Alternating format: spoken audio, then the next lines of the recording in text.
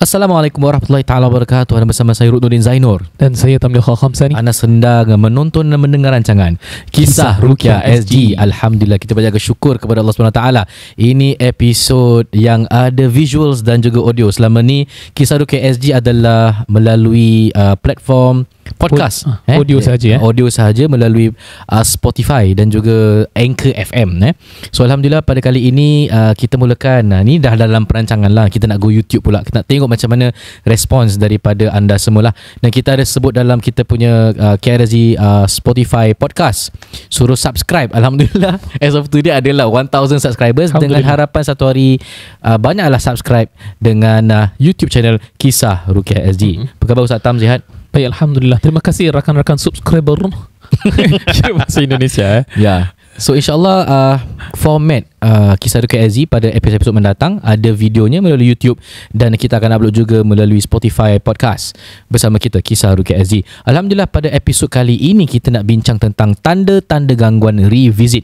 Jadi jikalau anda para penonton atau para pendengar ada tanda-tanda seperti ini, kemungkinan kalau tanda tu lebih dari 5, kemungkinan anda ada gangguan dan cuba dapatkan rawatan ruqyah, sama ada ruqyah diri sendiri ataupun memanggil peruqyah yang syar'i.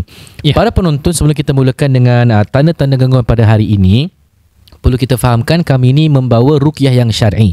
Dalam ruqyah syar'i itu ada perkara-perkara yang mungkin cara rawatannya tidak sama dan mungkin terkeluar daripada landasan ruqyah syar'i. Apa-apa pun, let's agree to disagree. Apa-apa pandangan pun, kalau kita tak setuju, tak apa, kita menghormati pandangan satu sama lain.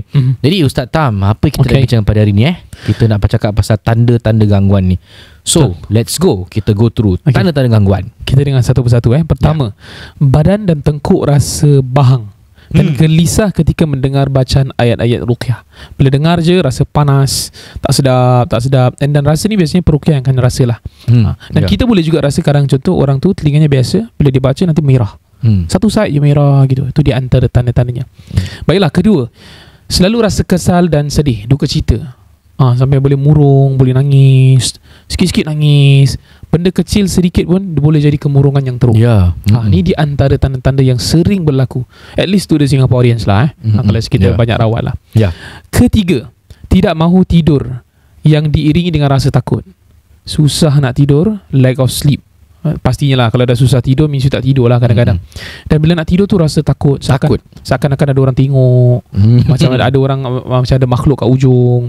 Dan rasa gelisah, badan tak sedap je, gatal-gatal lah, panas dan sebagainya. Ini nak tidur, tok mata itu kat mata, tok mata itu bukan mata. Rasa macam macam ada sesuatu yang memperhatikan tu. Di antaranya boleh bacakan Bismillahilladzi la yadurru ma'asmihi. Itu di antara yang paling baik, paling senang lah. Okey, seterusnya, banyak terjadi pertikaian, pergaduhan, perkelahian. So kat rumah you tu macam terlalu banyak sangat gaduh.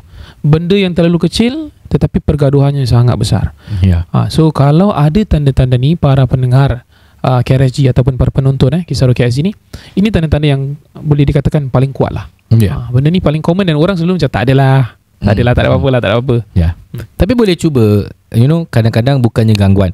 Again, dalam Kisah Ruqyah SG kita selalu memberitahu kepada para pendengar podcast sebelum ni, ialah bila ada tanda seperti ini, identify dulu, check dulu daripada arah logical ataupun medical dulu. Kalau tak ada explanation daripada arah itu, mungkin ada gangguan.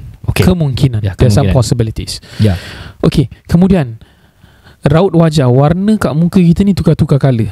Bukan rainbow Chameleon. Maksudnya wajah menjadi muram serta kekuning-kuningan, a bit yellowish. Ada yang menerangkan di bahagian dahi tu mungkin kehitam-hitaman kan. Boleh menjadi tanda-tanda seperti adanya gangguan. But then again, bila jadi seperti itu, you need to seek medical help dulu. Tengok apa penjelasan doktor. Kalau tak ada apa-apa, then there's question mark dia lah. Pucat pun sama, kusam. Bila kita nak buat ruqyah, kita nampak banyak kita punya pasien ataupun clients kita ataupun para pesakit, mangsa ruqyah tu, mangsa gangguan. Mukanya pucat. Bagi anda yang pertama kali menonton Kisah Ruqyah SG, memang format kita ni informal, very informal. Jangan serius. Kita tak serius, kita anggap ini hiburan, dan ada pembelajaran dalam kita berhibur, especially dalam ilmu ruqyah lah. Dan bila kita ruqyah, kita akan serius lah. Berbeza. Okay, seterusnya, let's go. Mendengar suara bisikan di telinga, antara contoh bila kita sorang-sorang kat rumah tu, psst, bila tengok tak ada orang atau panggil nama kan, abang, tengok tak ada orang. Itu boleh jadi suara-suara gangguan-gangguan makhluk jin, jikalau benar itu gangguan makhluk jin untuk menakut-nakutkan kita. Dan seterusnya, sakit yang berlari-lari atau sakit di antara kulit dan isi yang tidak dapat dikesan oleh doktor melalui kaedah saintifik. Antara contohnya, rasa dalam bahagian kulit kita tu, di antara daging dan kulit tu, rasa macam ada benda bergerak. Okey, ada rasa macam itu tak? Kalau rasa macam itu, tangkap. Okey, taklah, aku rawat. Kalau kita nampak selalu dah sorry, ni kita gurau je. Okay. Tanda seterusnya, mula rasa seram sejuk seperti demam, sedawa, sakit kepala selepas waktu asar. Penerangan daripada ahli veteran ruqyah adalah mungkin disebabkan waktu jin aktif adalah pada waktu maghrib. Tu waktu asar tu dah mulalah. Okey. Dan sakit ketika ziarah orang meninggal kemungkinan terkena badi mayat ataupun disebabkan ada gangguan jin, diterangkan oleh ahli-ahli ruqyah veteran dan juga penerangan dalam kitab-kitab ruqyah. Waktu ataupun tempat duduk jin ni kadang-kadang tempat yang digemari adalah di perkuburan. Antara sebabnya kerana ramai orang yang buat perkara kesyirikan bila berada di perkuburan. Amalan-amalan khurafat lah biasa. Khurafat semua ni tiba-tiba. Okay, next. Okay. Bayi kerap menangis. Ini kalau bayi anda selalu nangis pada jam 12, 1, 2, 3, tak nak tidur, dan dia berlarutan 3, 4 malam dan kalau jadi seperti ini, kita ruqyahkan mak dan bapaknya. Kan, lihat kemungkinan ada gangguan yang menempel di dalam badan bapaknya ataupun maknya dan diruqyahkan. Tengoklah, kalau ada, you will see lah something will happen. Na'udzubillah, semoga tak ada apa-apa, sihat-sihat saja. Next, kerap mendengar suatu bisikan. Bisikan asmara. Itu lagu okay, bisikan untuk buat benda-benda yang tak baik. Contoh, pengalaman saya ada satu klien ni, ustaz, saya dengar dia cakap nangis. Saya tak nangis, suara tu masih berbisik-bisik kepada saya, dan ada kalanya ketawa. Dia ketawa mengilai tak betul, baru suara tu hilang. Ni kemungkinan gangguan jin pada diri orang tersebut. Next, melihat jin secara terus. Okay, maknanya nampak jin dalam jelmaannya. Dalam kisah Dr. Aziz, seperti yang kita selalu terangkan dalam kitab Spotify, kita tidak terima pandangan perawat yang boleh nampak-nampak. Minta maaf. Betul. Imam Syafi'i rahimahullah pernah sebut dalam kitabnya Manaqib Syafi'i, siapa yang memberitahu dirinya itu dapat melihat jin dalam bentuk asal, maka syahadah dia tu kami batalkan, melainkan dia seorang Nabi dan Rasul. Dalam ruqyah syar'i, kami tidak terima kalau ada perawat, ni jin kat sini, jin kat situ. Okay, ini tidak syar'i. Dan kalau let's say lah, ni kena gangguan sihir ni, saya tahu siapa yang bikin. Ni orang yang paling dekat yang sihirawan ni. Mak mertua. Tak habis-habis.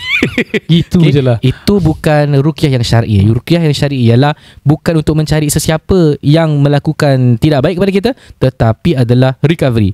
Amal ibadah harus dikukuhkan. Kalau yang ternampak pun, itu bukan dalam bentuk asal jin. Itu dalam bentuk jelmaan. Dan betul, kalau orang mengamalkan ilmu-ilmu tertentu yang dilarang oleh Islam lah pastinya, memang dia akan boleh nampak lah. Dia akan nampak dia punya, dan dia akan nampak beberapa yang lain. Dan ini sangat tidak dibenarkan dalam agama. Ini jelas. Benda you boleh check, you boleh research, dan you akan tahu. Next, terasa diri selalu diperhatikan. Tengah cuci pinggan ni kat dapur cuci. Pusing tak ada orang tengok. Kadang kita duduk dekat cushion kat depan tu, nampak ada orang. Tengok, tak ada orang. Ini tanda-tanda seperti ada gangguan. Okay. Ini yang seterusnya, minta maaf mengenai pasangan suami isteri, iaitu gagal melakukan hubungan kelamin. Kemungkinan adalah disebabkan gangguan sihir tafrik atau sihir pemisah, ataupun sebenarnya memang ada masalah kesihatan. Selalu tandanya ialah bila bermulanya kira antara suami dan isteri nak ke arah situ, semuanya okey, hangat. Kemudian bila nak berlaku adegan itu, tiba-tiba turn off. Macam lemah semangat, tak ada lagi nafsu itu gitu. Boleh jadi tanda-tanda gangguan. Kerap sedawa dan mengantuk bila dengar Al-Quran. Ini kemungkinan tanda-tanda terkena ain. Dan insya-Allah pada episod mendatang kita akan terangkan apa tu ain, apa tu sihir, apa tu gangguan jin dan sebagainya. Okey, insya-Allah ada lagi a few tanda-tanda gangguan pada diri, iaitu sering sakit pada bahagian punggung, bahu dan tengkuk. Di bahagian shoulder blade berikat ataupun di bahagian bawah belakang ni, lumbar 3, lumbar 4. Kenapa?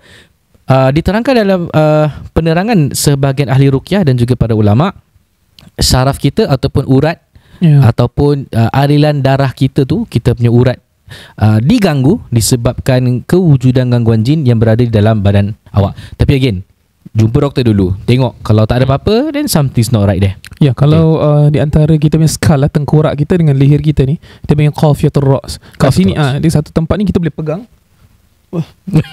Tak pusing tak boleh.